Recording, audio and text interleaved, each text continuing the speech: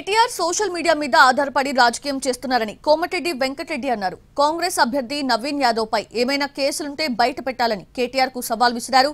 కవిత అడిగే ప్రశ్నలకు కేటీఆర్ సమాధానం చెప్పలేక ఏదేదో మాట్లాడుతున్నారన్న మంత్రి కోమటిరెడ్డి వెంకటరెడ్డితో మా ప్రతినిధి చారి ఫేస్ టు ఫేస్ ఇప్పుడు చూద్దాం.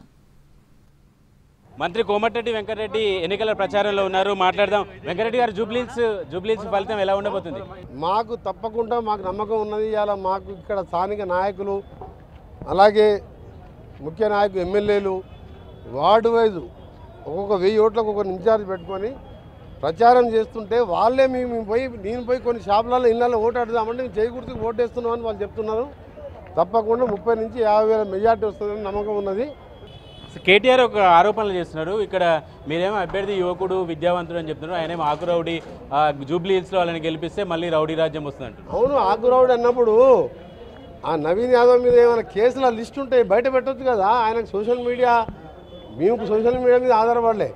ఆయన సోషల్ మీడియా దుబాయ్కి వెళ్ళి ఇక్కడి నుంచి పెట్టి లేనిపోని మా మంత్రుల మీద, ముఖ్యమంత్రి మీద, అందరి మీద వేస్తున్నాడు కదా. ఆకు రౌడీ అయితే నవీన్ యాదవ్ మీద కేసుల లిస్ట్ ఏదో ఎఫ్ఐఆర్ కాపీలు బయట పెట్టాలి కదా.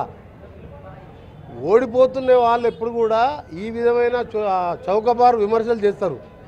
నువ్వు 10 ఏళ్ళలో జూబ్లీస్కి చేసినావు, మా అభ్యర్థి చనిపోయిండు, మళ్ళీ ఏంటి మా ఎమ్మెల్యే ఈ అభివృద్ధి చేస్తారని చెప్పాలి తప్ప, ఒక యువకుడు బస్తీలలో పేదవాడు ఆపదలో సాపదలో ఉంటే బలహీన వర్గాల అభ్యర్థిగా ఈరోజు ముందుంటే ఆయనను పట్టుకొని ఆకురోడి అన్నప్పుడే నువ్వు ఓడిపోయినట్టు.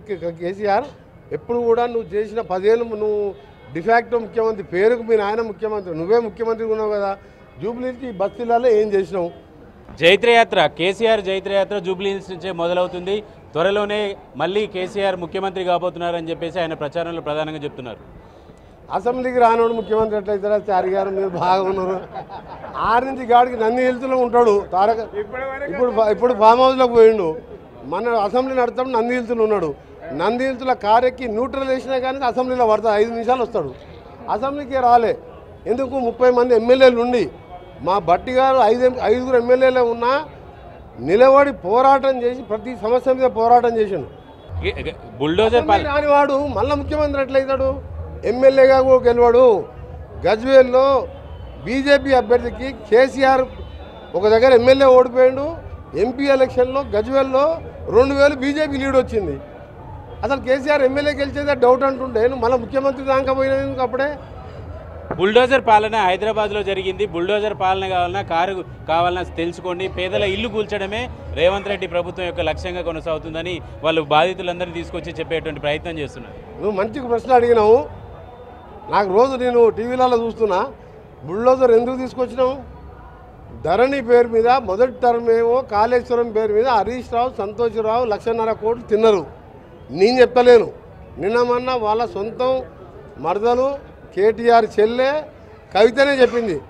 హరీష్ రావు గారు, సంతోష్ రావు గారు మొదటి టర్మ్లో మొత్తం కాళేశ్వరం దోసుక తిన్నారు. మా నాన్నని ఇవాళ సిబిఐలో దోషిగా నిలబెట్టించిండు. మా నాయన పాపం దేవుడు లాంటి వారు అని చెప్పుకుంటూ, రావణ నువ్వు జాగ్రత్త, నిన్ను కూడా కొంపముంచుతారు అని చెప్పిండా. మళ్ళీ ఇదే కవిత మన 2వ టర్మ్లో ధరణి పేరు మీద చుట్టుపక్కల హైదరాబాద్ భూములన్నీ కబ్జా చేసి ధరణి పేరు మీద ఇక్కడ ఉన్న ఎమ్మెల్సీలు కేటీఆర్ గ్యాంగ్ ఉన్నది. వాళ్ళ పేరు చెప్తే నా లెవెల్ తగ్గుతుంది. 100 ఎకరాలు 100 కోట్లు 200 కోట్ల ఎకరాలు తీసుకొచ్చి గుడిసెలు వేపిస్తే ఆ గుడిసెల కోసం డోజర్ని వాడి ఆ దొరలు ఆక్రమించుకున్న భూములను తీసుకొచ్చి గవర్నమెంట్ ఆస్తిని కాపాడుతున్నాం.